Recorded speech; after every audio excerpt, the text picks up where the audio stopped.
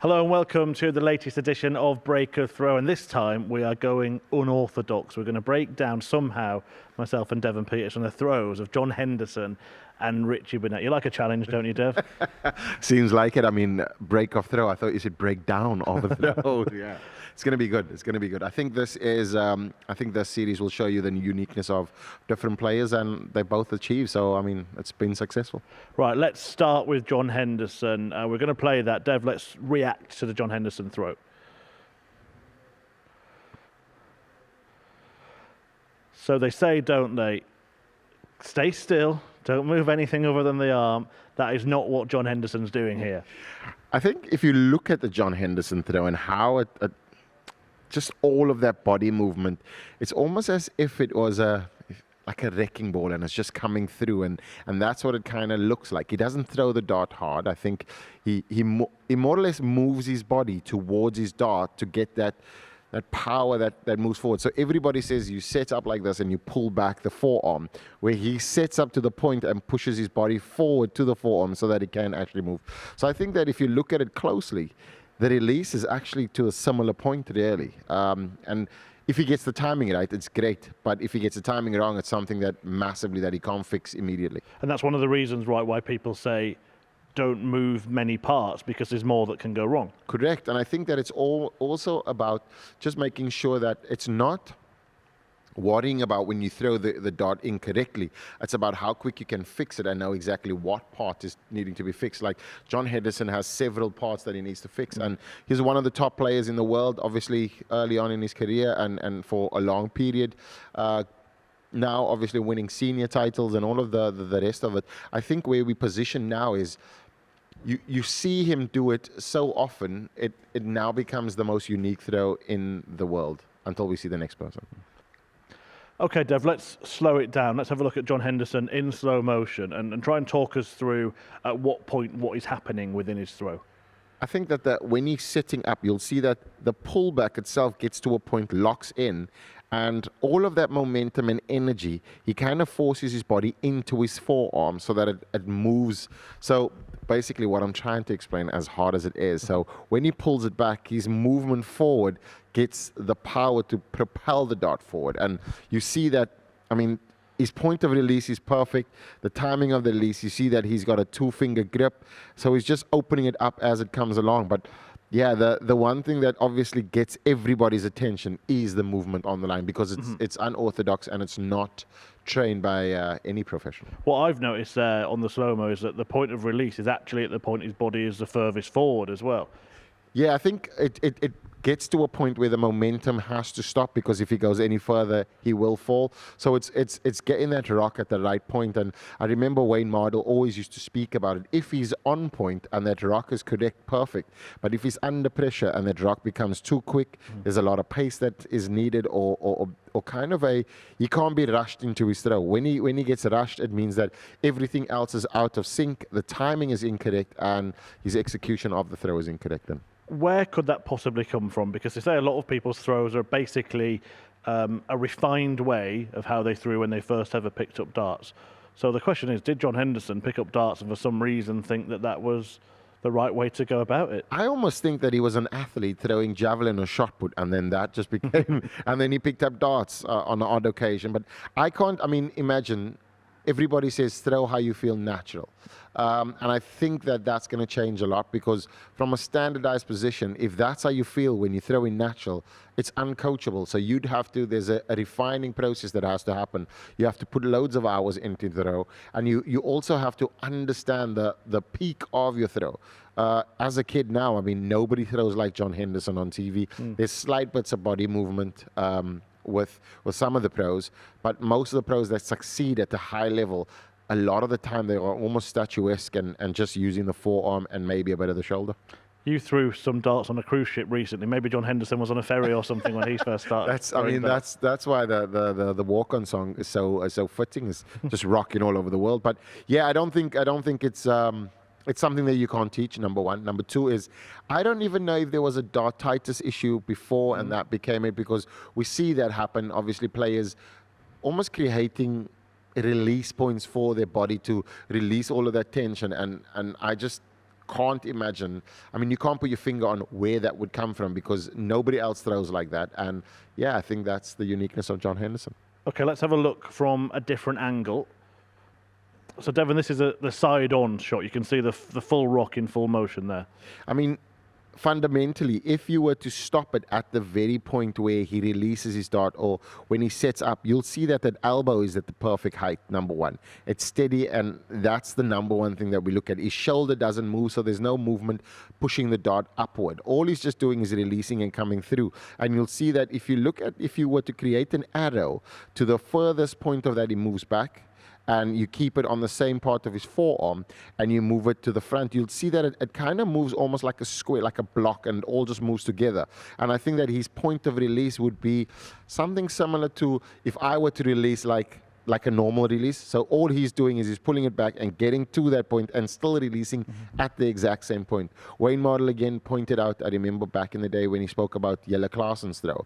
He says Jelle Klaassen pulls the dart up and does all of those things, but when he releases, it comes through straight. So whatever he's doing before the point of release does not matter. It's like a golf swing.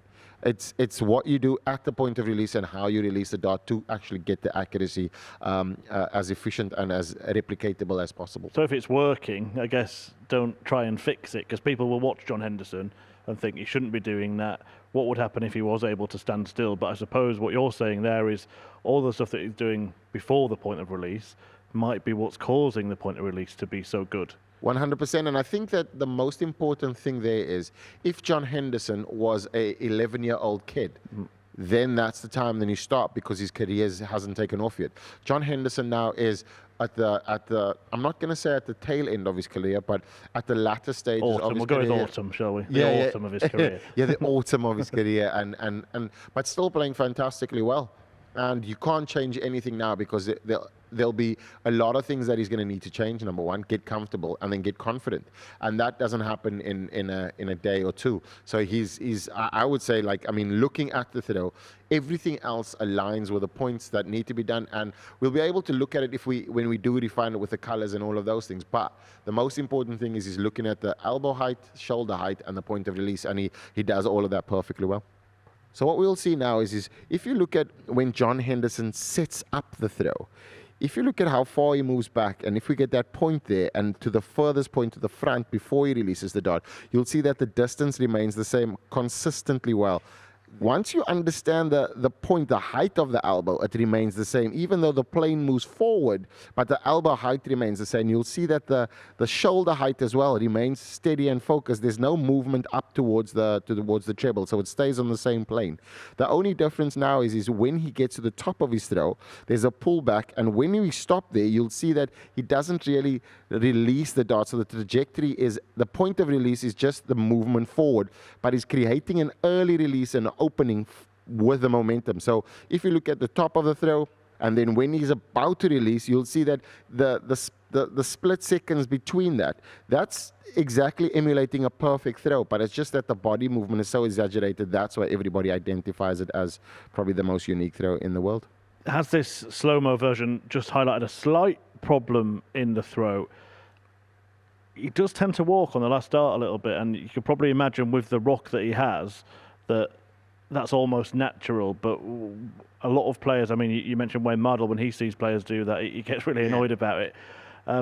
Just have a look at the final dart that he throws. Do you think he just starts to sort of step over the off as he throws it? And I think that's just a natural with momentum, because it's the last dart. I mean, he's been doing it for so many years, and I think that also it does create, what he does is disciplines with regards to shoulder and elbow height. So he's not really creating a difference in height. It's just the difference in power. So if he's releasing it slightly later, he can be pulling more darts. So instead of being a great 140 hitter, he could be a super 180 hitter. But because of that last dart walk, he's gonna lose points on that. But if you look at his first two darts, generally for me, he's one of the very best to do it, and hitting the tops when he's on form. I mean, yeah, he's always finding it in the first and second, and I think that's been his probably his secret in his throw itself, is keeping that elbow steady and straight and just remaining on that same plane. Fascinating case study. John Henderson, when he's in a game, so we mentioned earlier, the more moving parts, the more can go wrong. See there, perfect rhythm, everything exactly the same, replicated. He hits a 180. But what would be the tell if things weren't right? Where would John Henderson's darts be landing when he's not throwing? It's like that. It's like that first dart. It was low because it's tense. Also, if you look at the game situation, it's a 2-all situation. So it now becomes, I mean, this is easy. When you're scoring, he needs to just release high and as early as possible. Now he's in the rhythm and flow. So he walks it, little lunge, gets, I'm not going to say lucky, it's planned. This dart now, that is the 10th dart, and that would mean that the point of release is incorrect. But tops being his favorite, so he just remains on that line simply because he's hit it. So now he can just follow on that same. He doesn't do a lot of adjustment with elbow and shoulder. It's just based on point of release and when that rock kind of gets to that same point. So I mean, you can tell on the finishing, you can tell on the scoring, he is consistent. But you can tell that when it doesn't go right, it's a challenge for him to kind of correct it immediately. Have you ever tried it, rocking at the hockey? Definitely not. It's not for everybody. I mean, I can dance, but I definitely can't rock. John Henderson, yeah, the world seniors champion, rocking all over the world. It works for him, and it's going to keep working. Rocking on the hockey.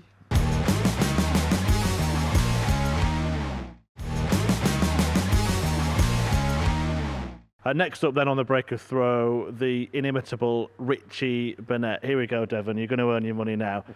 Try and talk us through this. We'll start with a close-up shot. And what we're looking for here is there it is, the head movement, whiplash. I think, I mean, if I watch him, and I've played him a few times, if you stand too close, he will kick you in the chin. That neck movement there is contrast to almost a late release. So for many other players, like a Rob Cross, they'll try and exaggerate the elbow and the shoulder. What Richie does is, because he got a late release, he kind of flicks his neck back to actually lift instead of lifting his shoulder. And I think that's where all of it came. But he also did suffer with dartitis, so it could be almost a release of any of the pressure that he has in his grip, number one. And I think that it's just what he's become so much accustomed to throwing. To me, it looks like he's almost forcing himself to release the dart, which is why he's getting that severe head movement, almost like some part of him doesn't want to let go of it. So that dartitis point might be a good one. 100%, and I think that it's part and parcel. And once you see it continuously like we are right now, you'll see that it's very rare on the first dart that it happens. It's predominantly on the second and the third, and exaggerated on the third, because that's the one where he does like almost a scorpion kick, which we will probably look at as well. But I think that because of the late release, he's trying to lift everything up. And yeah, the exaggeration on the neck is just a result of that. Yeah, there's a lot of moving parts, all different parts of the body. So let's now zoom out a little bit and take a look at another angle. So yeah, Devon, as you say, their first dart, no problem at all. Everything is pretty normal. Second dart, head goes back a bit. Third dart, well, on that occasion, didn't go back too much, but he didn't look quite happy with where it landed. Yeah, I mean, it's always his first dart. And if you look at the point of release there, on the first dart, it's where he wanted to go. The second dart itself is just a slight later, and it's also lower as well, so he's trying to lift it up. So it would be a point of stop and start. So his first peak point of his set of his throw is perfect. So his first dart, generally when it lands, the second dart predominantly follows. But I think that when the first dart is in the right space, that is the perfect Richie Burnett. When it goes low, he tries to kind of almost counter that and bring it a bit higher. And the third dart there was, because that's in a warm-up scenario, he's obviously not doing the full scorpion kick, which you will see in a short while. But when he's generally throwing, the third dart is the scorpion kick, because like you say, that's the full release of the throw. And when you experience that as a player looking from the behind, you almost think that it's almost like it's either a ballet, or it could be almost something similar to somebody doing a sequence or a routine on the ice. Absolutely could. Let's slow that down a little bit there. We'll take a deep dive into the Richie Burnett throw. So what we see here is obviously set up. You look at the elbow, definitely. You see that height coming through. The second dart just setting up slightly lower. And now he's trying to get to that point. He'll feel that he's obviously low in the point of release and late. And then the third dart, obviously that kick, which everybody else has a walk, he has the kick. Where we saw John Henderson letting the body move, it's almost like Richie's trying so hard not to let the body move that he's getting that real forceful reaction. Like we said, it almost looks like someone slammed on the brakes. Correct, and I think that it's his body tensing up so much, and he's needing to get it released, because if it tensed anymore, it'd break in half, and I think that that's where he obviously finds the way to release it with all of the body movement and just looking like a swan. What's it like playing a player like him when you're stood behind? He's the only player that plays like this. Well, there are elements of his throw. They call it a snatch, don't they? Yeah. Jockey Wilson in the olden days. Dave Chisnell has it a little bit now. Correct. When you watch them jerk when you throw the dart and it flies in the treble 20 or the target they're going for, how does that feel? I generally don't look up at their throws simply because of that reaction, because you're almost looking at the throw going, how did that go in? You question every throw because it defies the law of gravity, physics, and every scientific explanation we can have. But they masters at the craft, and they've done it for so many years and actually hit the target for so many years. I mean, even under pressure, Richie's still performing, and even at this, in his autumn of his career, he's still finding some form to kind of put together and still perform on the MODUS Super Series and every other tournament he plays in. And I'm sure it's not intentional. I wanted to ask you, have you ever felt something happen in your throw that's kind of involuntary that you're not intending to do? Oh yeah, there's loads. I mean, since obviously having the injury, your body kind of protects the injured area, so you're limited as into how far, you know exactly where the pain is, what the pain threshold is, so your body kind of adjusts automatically. And for you to fight your brain even after your body is healed, which I'm obviously doing now, so you're resetting, you're kind of finding that comfortability, almost training your brain to trust the throw and just kind of convincing it with positive talk and just saying, listen, you can trust it. It's almost as you're having another person that you're convincing that you can throw normally. And I think that elements of it is the challenge. I mean, everybody changes throws. I mean, we've seen Michael Van Gowen's throw change slightly, where he has a more of a broken, not a broken wrist, but a more of a flex on the wrist, so the point faces down instead of exaggerated up. Mine was exactly the same. And now you kind of, there's elements to it where what you're actually seeing when you are throwing the dart towards the board is a massive part of it as well. So you know that if my arm is exaggerated this way, it's going to land perfect. But for me to visualize that and see it and be confident that I'm going to be hitting it, it's something that you have to convince the mind. But also another thing, when they talk about muscle memory, there's no such thing as muscle memory. It's just contraction at the same time, or at a similar time, which your body's trained to do, which becomes a second nature, like as in breathing. And it's exactly the same with the throw. So when you have that contraction still happens, and it creates a tension within. So for example, if you're throwing something, there has to be a contraction and then a release of all the muscles for it to propel forward, because you could not, if the arm was stiff, you couldn't get it forward. So you have to create that release, and that's the timing that we talk about. Right, let's have a look at Richie in a match situation then. Stand well back. Yeah, so we see here again, Dev, the first dart, not much movement, but wait for the third. You said how exaggerated, and the leg comes out as well. I mean, he nearly goes over, doesn't he? I think it's the left arm that comes up as well, just over his head, and that heel almost touches his right ear as he comes around. And it, I mean, many a times he has come off the stage and says, I think I just hurt my back there. And we do know that he has an issue with his hip as well. But I mean, you wouldn't be able to tell. I mean, it's still hitting the target. It's still going where it wants. And if you look at the score line there, it's a 3-all Richie Housen as well, top quality player. And Richie Burnett finding the treble visit after visit, which is so important. And you understand he can perform with so much. I mean, if you look at those first two darts, like we said, there's no movement at all. So that's where the height is perfect. He feels comfortable. Now you feel that there was a slight little jerk, and then that last one is just a complete exaggeration. But the most important thing is it hits the target every single time. Absolutely. Look, you mentioned it in your own throw, that injury and stuff are factors, and we've also spoken about Richie suffering dartitis in the past, but you touched on it there. He also suffers from sciatica, which causes problems in his back, problems in his hip. All of that, is that factored in the way that he throws? Yeah, I mean, he's always thrown like that. I mean, now more exaggerated than before. But I think that now that he has an injury as well, I remember there was a time where his sciatica was bad, and he wasn't doing any of the kicks. He was just standing, and he was throwing quite solid. I mean, now it's just obviously gone back, and he's just doing what is comfortable. But he hasn't ever tailed off in his performances. He's still capable of throwing the mid-90s, 100 averages. Not as consistent as you would want, but he's still a fierce competitor, and I think that is the reason why it's actually working. Because if you were to break down his throw and he stops doing all of these things, I don't actually think that Richie Burnett will be able to perform like he is now. Devon, thank you very much. So there we go. That is the throw breakdown of John Henderson and Richie Burnett.